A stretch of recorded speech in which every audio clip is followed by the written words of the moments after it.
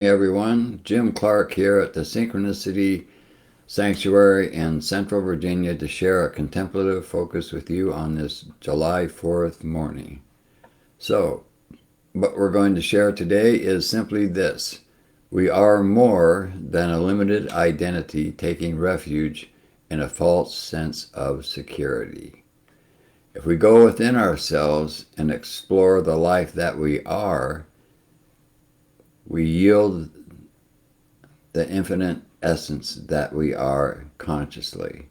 Through meditation, our concepts dissolve and yield to the experience of being unified, blissful consciousness. So that's what I wanted to share with you this morning. It's a contemplative focus that I have used in my experiences here at Synchronicity while I was living a holistic lifestyle, which supports the processes that are initiated when you do start to meditate. When you meditate on a daily basis, when you start to explore yourself and going within instead of focusing on the external world that you live in, then you start to discover things about yourself and aspects of yourself that you had no idea of before. And some of those experiences are kind of like the 4th of July. They just wake you up. So when you consider what the creative process is and how it began, we all are familiar with the idea of the Big Bang and all this, how everything just sprung forth very quickly and almost spontaneously. And there's a lot of truth to that idea, as I have learned from the wisdom traditions, and particularly the one that I was educated in here, is that yes, there's a creative impulse in consciousness to create the experience of itself. Before there was polarities, before there was any way to have an experience as we know it, something had to be constructed. A field of experience had to be created in order for that to happen. That's where you have your negative and positive polarities that are playing off of each other. So in the initial beginnings of this creative process, what was present first, of course, was the positive polarity of pure being, from which becoming, which is the, creating physicality and bodies and planets and all this stuff, the material world came out of that polarity. And between these two polarities, there's also a space, and that is that space where we actually live. It's that space that is our home. It's where we truly are and who we truly are being. And in order to actualize the experience of who you truly are, as we say, you have to meditate and put an emphasis on the positive polarity from which you were birthed as a human being. And because by default, because the creative process is so huge and so powerful, the contractive polarity, wherein consciousness condenses itself into energy, and then from energy into physicality, which is just a denser form of energy, so that we get the illusion of physicality. We get the illusion that we are a subject surrounded by objects, physical subject. And we have a mind, and we have emotions, and we think, and we feel things, and we go through life as an individual surrounded by objects. And that's it. We're isolated. We're separated from them. And because of that separation, that experience of separation that's generated out of the creative process and our default negative polarity dominance, where we are feeling and experiencing ourselves as a limited identity, a human being with a body, surrounded by other bodies and surrounded by other people and other creatures and life forms and so forth. Fear is the dominant emotional and mental expression that happens because our survival, especially in the very beginning of life, depends on another human being or human beings. Our mother, our father, the doctor that gave birth to you, and so forth and so on. Your life is in other hands, and seemingly throughout our life we have to learn to fit in and belong to larger groups of people than our family as well. So it's a process of trying to make life work for yourself through that limited identity and the experience of separation. So we do our best to do what we have to do to survive in the society and the times that we are born in. And all during that process, in the beginning of our lives, we construct identification. We define ourselves, and we have an idea of who we are that's mostly unconscious, because a lot of that identity springs forth in the very early years of our life. And after we reach the age of 7 or 8, most of that information goes unconscious, because the state of mind that we have in our early years of our life is actually a meditative state where information can go directly into our unconscious and subconscious mind, but we're aware of it at that moment, even though we haven't created an identity yet. And then it goes unconscious, 8 years old, 7 or 8 years old, and that data, those experiences that we had and the interpretations that we gave to those experiences that we created, live within us and really have a lot of impact on how we relate to and react to the world that we find ourselves in. And so that process goes on, and it doesn't shift unless we do something to make it shift. It doesn't become conscious unless we make it conscious.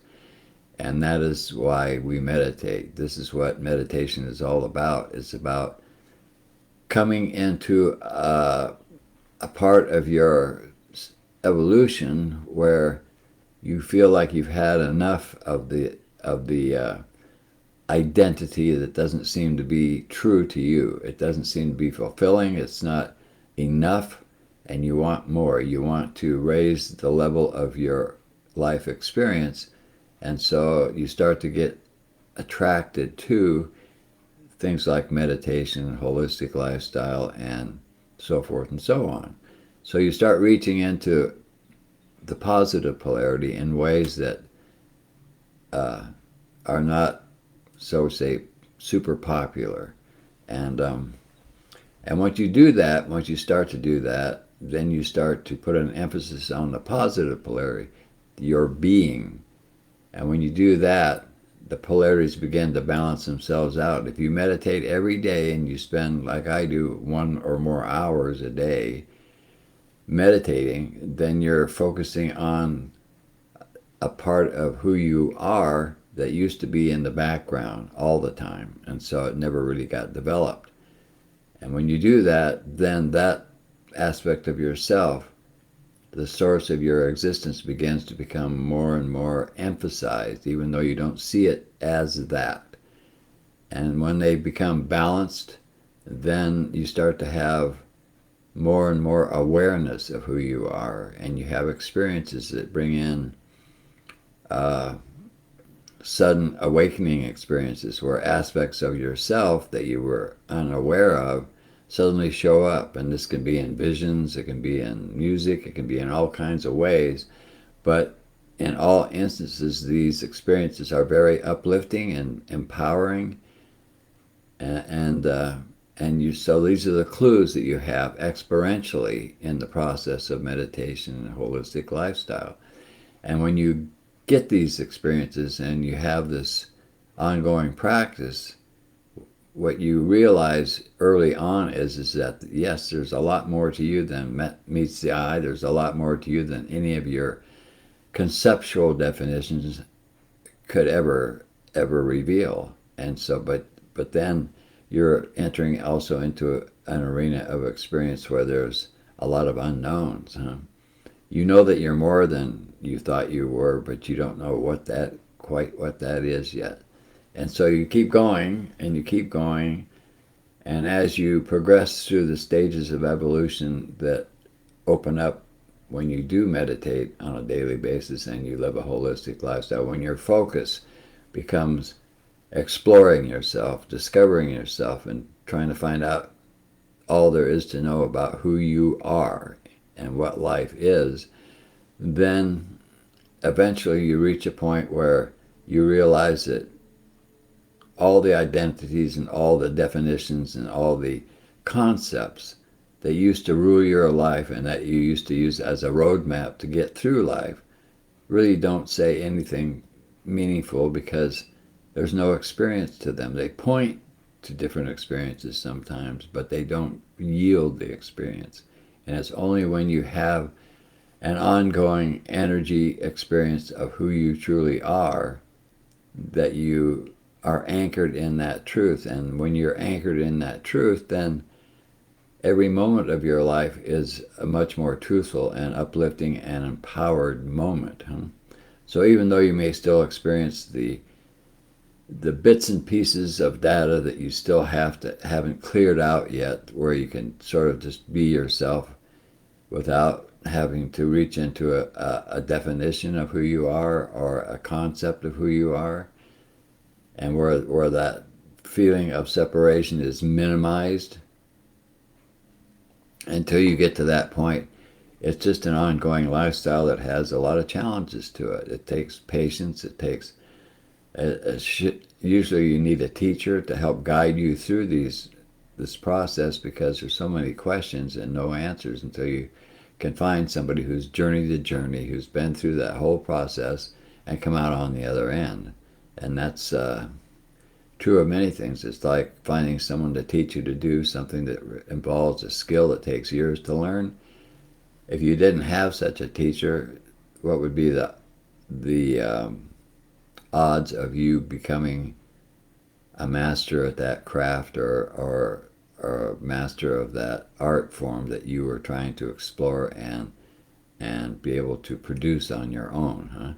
So a teacher in what we call the spiritual world, which is kind of an ambiguous term, but the world of exploring and discovering what we were previously unconscious of, that world has people who can guide you in the world always. And they show up when you're ready for them to show up, because that's when you're ready to listen to what they have to say and to follow their guidance and to help yourself accelerate your own evolution to the point where you're anchored in it as a moment-to-moment experience. And it's an investment in your life that demands a lot, but then what isn't? Life demands a lot no matter what you do, and you're going to put an investment into something. Most people put it into a job, a career, a family, and so forth and so on, but all these things are temporary. Whatever has a beginning has an end, and we all know that, but we act as if it wasn't really true, but we know it's true. We were born, and someday we're going to die, but we don't know what life is, and we don't know what death is. And so we live in the fear of death, which is really just the relinquishment of all the identifications that we've accumulated during a lifetime. And we don't really know what that is, but we have a lot of concepts that we have acquired in life about that. Looks like we have a lot of concepts about ourselves that simply aren't true. And going into the positive polarity, the polarity of being, eventually yields the experience of being. And in that, you are being the consciousness that you are, because the mind can't go there. The mind is not made to ever experience or understand the truth of who you are. It's a tool that we use while we are journeying the journey of separation and being an individuated expression of consciousness through separation. So that's the kind of investment that people take on when they're ready to take that on. And if you're watching this or if you watch other videos or live streams like this that are talking about the experience of meditation, the experience of enlightenment, the experience of being more than you've ever been before in some way or some form, then you're on your way there, because you're starting to, that attraction that you feel towards that is coming from yourself, it's coming through you, and it's an expression that now you have resonance with, because you've had enough of living as a separated, fear-based identity that's struggling to maintain your life in relation to other lives. So that's what I wanted to share with you today. It's being more than a limited identity and taking refuge in a false sense of security. This kind of security that we all develop by getting a job, by getting married, by having a family, by investing our money, by having insurance, and so forth and so on and on and on. But none of these things ever yield security. None of these things ever get rid of the fear. Only through distraction do we convince ourselves that we've made it and that we're safe. And so we constantly distract ourselves. And as we know today, there's so many ways to distract yourself with all the technology that we have available to do that with. But even before technology, that was still the way life was. Distracting yourself constantly so that you could avoid facing the truth of what your life was through illusion, so that you might consider that there's more to life than that. That was kind of the way people lived, and that's just the whole history of humanity. So, with that, I encourage you to consider exploring yourself through meditation on a daily basis. And in whatever way that is, there's no perfect way. The perfect way for you to do that is the way that resonates strongly with you. And so that's what I wanted to leave you with today. And I'll be back again next Monday morning to share another contemplative focus with you. So that's it for this July 4th. Thank you so much.